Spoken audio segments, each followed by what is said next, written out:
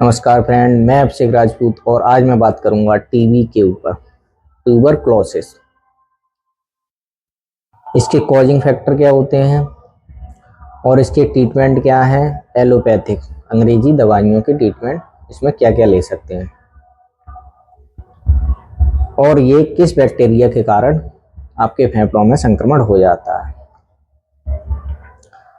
तो इसकी causing factor जो है वो उस बैक्टीरिया का नाम है मायोबैक्टीरियम ट्यूबरक्लोसिस बैक्टीरिया। ये बैक्टीरिया का नाम है जो हमारे फेफड़ों में संक्रमण कर देता है टीबी का। इसमें फर्स्ट लाइन ड्रग और सेकंड लाइन ड्रग, ये दो तरह की ड्रग दी जाती हैं। इंजेक्शन वाली ड्रग कौन सी यूज कर सकते हैं वो मैं आपको इसमें बताऊंगा। और इसका जो इलाज है वो 6 मंथ तक चलता है। 6 महीने तक लगातार इसका कोर्स करना पड़ता है और फिर भी इसके जो है कोई गारंटी नहीं होती कि आपको ये दोबारा होगा या नहीं होगा। ये आपको टीबी दोबारा भी हो सकता है। 6 महीने कोर्स चलने के बाद आपका टीबी बिल्कुल खत्म हो जाए, उसके बाद भी ये हो सकता है आने वाले समय में। ये आपके शरीर की इम्यूनिटी और ताकत कितनी है आपके शरीर में, उस पर डिपेंड करता है आपका खान पान कैसा है, डाइट कैसी है। तो इसमें फर्स्ट लाइन ड्रग के बारे में बात करते हैं। इसमें पहली टैबलेट है आइसोजेनामाइड, दूसरी टैबलेट है रिफाम्पिसिन और तीसरी टैबलेट है पायरोजेनामाइड और चौथी है थाम्बिटॉल और पांचवा स्ट्रेप्टोमाइसिन। टैबलेट भी आती है, इंजेक्शन भी आता है। तो ये जो फर्स्ट लाइन ड्रग होते हैं ये हाई इफेक्टिवली होते हैं और लो टॉक्सिसिटी ये क्रिएट करते हैं और कॉमनली यूज में लिए जाते हैं ज़्यादातर यही ड्रग, फर्स्ट लाइन ड्रग वाले। ये आपके शरीर में बैक्टीरिया से लड़ने की क्षमता को अच्छी तरह बढ़ा देते हैं और टॉक्सिसिटी जैसे कि आपके शरीर में नुकसान कम से कम करते हैं ये। और कॉमनली ज़्यादातर यही यूज होते हैं और ये 1 से 2 महीने नहीं, लगातार 6 महीने तक आपको दवा चलानी पड़ती है। 1 महीने तक तो ये जब आप ड्रग लेंगे तो ड्रग के अगेंस्ट बैक्टीरिया लड़ने की क्षमता को बढ़ाने के लिए अपनी जनसंख्या इतनी बढ़ा लेता है कि 1 महीने जब आप ड्रग लेंगे तो आपको ऐसा लगेगा कि इससे ज़्यादा और हमें कमजोरी आ रही है, लेकिन ऐसा कुछ नहीं। वो अपनी संख्या को ज़्यादा बढ़ा रहा होता है।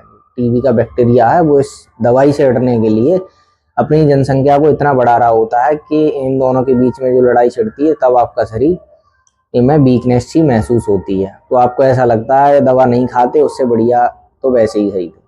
तो 1 से 2-1.5 महीना आपको ये ऐसा लगेगा, उसके बाद आपको आराम मिलना शुरू हो जाएगा। इसीलिए इसका ट्रीटमेंट 6 महीने तक चलाया जाता है।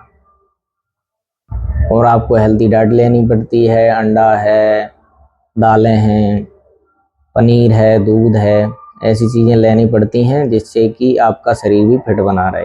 क्योंकि ये 6 रोग होता है, इसमें आपको हल्का बुखार और आपका शरीर दुबला पतला हो जाता है। और जब दुबला पतला शरीर हो जाएगा तो आप दवाइयों की क्षमता को झेल नहीं पाएंगे, उसके कारण भी आपको चक्कर आएंगे और उधर बैक्टीरिया आपके फेफड़ों में संक्रमण बढ़ा रहा होता है, इससे भी आपको दिक्कत हो सकती है।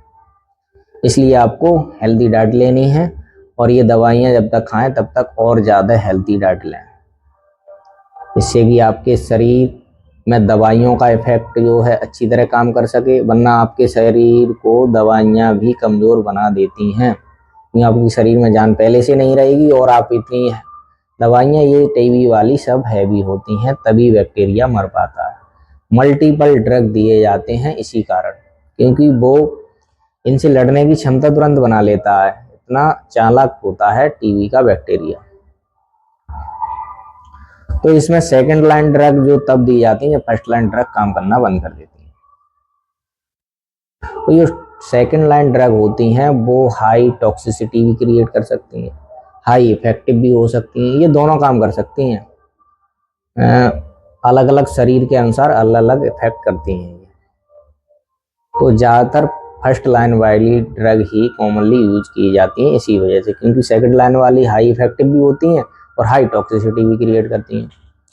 तो इसमें सेकंड लाइन ड्रग में आ जाते हैं, इसमें कौन कौन सी यूज होती हैं। इसमें पहले नंबर पे आती है एथिनोमाइड, और दूसरी है प्रोथिनोमाइड, और तीसरी है साइक्लोसेरिन, और चौथी है टेरिजेडिन, और पांचवी है पैरा अमीनोसैलिसाइक्लेट एसिड, छठी है रेफावेटिन, और सातवीं है थीसेटाजोन। तो ये दवाइयां हैं जो सेकंड लाइन ड्रग की हैं, ये मरीज को दी जाती हैं डॉक्टर के द्वारा। और ये ज़्यादातर दवाइयां हैं, ये खाली पेट यूज होती हैं या खाना खाने के बाद भी। ज़्यादातर इफेक्ट खाली पेट ही ये ज़्यादातर डॉक्टर प्रेस्क्राइब करते हैं खाली पेट लेने के लिए। बहुत ज़्यादा कमज़ोर शरीर का अगर कोई मरीज है, पेशेंट है, तो उसके लिए कुछ नाश्ता वगैरह करने के बाद ही डॉक्टर प्रेस्क्राइब करते हैं, क्योंकि वो वैसे भी दुबला पतला होता है क्षय रोग के कारण। और दवाइयाँ भी इतनी महंगी आती हैं कि किसी गरीब आदमी को हो जाता है तो अच्छी डाइट नहीं ले पाता है, रोटी वगैरह सादा ही खा पाता है और अपनी दवाइयों का खर्चा चला पाता है। अगली मेडिसिन के बारे में बात करते हैं, जिसमें ये आती हैं, इसमें ये वाली मेडिसिन जो है HIV में भी दी जाती है। फ्लोरोक्विनोलोसिस के अंदर जो दवाइयाँ आती हैं वो HIV में भी देते हैं और इसमें भी दी जाती हैं, TB में भी। इसमें पहली है ओफ्लॉक्सासिन टैबलेट, और दूसरी है लिवोफ्लॉक्सासिन टैबलेट, और तीसरी है मॉक्सीफ्लॉक्सासिन टैबलेट, और चौथी है सिप्रोफ्लॉक्सासिन टैबलेट। तो ये HIV में भी दी जाती हैं और TB में भी इनका प्रयोग किया जाता है, इंजेक्शन फॉर्म में भी और टैबलेट की फॉर्म में भी। और अगली जो मेडिसिन है वो इंजेक्शन के रूप में, इंजेक्टेबल ड्रग जो होते हैं वो मैं अभी आपको इसमें बता रहा हूँ, वो भी दिए जाते हैं। इसमें मल्टीपल ड्रग दिए जाते हैं, तभी इतने सारे ड्रग खा खा के मरीज जो है काफ़ी परेशान हो जाता है और उसका शरीर भी दुबला पतला इसी कारण हो जाता है TB वाले मरीज का। इसमें पहला इंजेक्शन है लेपियोमाइसिन, दूसरा है अमीकासिन, और तीसरा है कैनामाइसिन। तो ये इंजेक्शन भी इन TB और HIV में दिए जाते हैं। तो ये रहे एलोपैथिक ट्रीटमेंट, और इसमें आपको एलोपैथिक ट्रीटमेंट के साथ साथ अच्छी डाइट और अच्छा रहन सहन, अच्छे प्रिकॉशन के साथ रहना पड़ता है, तब जाके ये दवाइयाँ काम कर पाती हैं, लगातार खानी पड़ती हैं। वरना अगर आप 15 दिन या 1 महीने का गैप कर देंगे तो बैक्टीरिया उतनी ही दुगनी संख्या में वो अपनी ग्रोथ कर लेता है और मल्टीपल ड्रग का डोज डबल करना पड़ता है इसी कारण से। तो आप 1 महीने के लिए छोड़ेंगे तो डॉक्टर आपको 2 महीने और एक्स्ट्रा चलाएगा इसी कारण से, क्योंकि आप छोड़ देते हैं और उसी बीच में बैक्टीरिया आप उन दवाइयों से लड़ने की क्षमता डबल पैदा कर लेता है। इसी कारण से बैक्टीरिया जल्दी मर नहीं पाता, आप जो है गैप कर करके दवाइयाँ खाते हैं। तो इसमें यही सब है, आप अपने प्रिकॉशन रखें, मास्क लगा के रहें, हाथ धोएं, और जो है आप अपने बर्तन अलग रखें। खांसें तो मुंह पे हाथ लगा के खांसें, जिससे कि दूसरे को इन्फेक्शन ना हो जाए। तो ये जो सारे ट्रीटमेंट मैंने बताए हैं ये किसी डॉक्टर की परामर्श से लें, ये केवल जानकारी मेडिकल स्टूडेंट के लिए है, अन्यथा आप इसे अपने घर पे यूज ना करें तो किसी डॉक्टर के परामर्श से करें। तो यही सब है एलोपैथिक में। आशा करते हैं कि आपको वीडियो पसंद आई होगी, तो चैनल को लाइक करें, सब्सक्राइब करें और बेल आइकन को ज़रूर दबाएं, जिससे कि मेरी जो आने वाली नई वीडियो है उसका नोटिफिकेशन आपके पास जल्द से जल्द पहुंच जाए।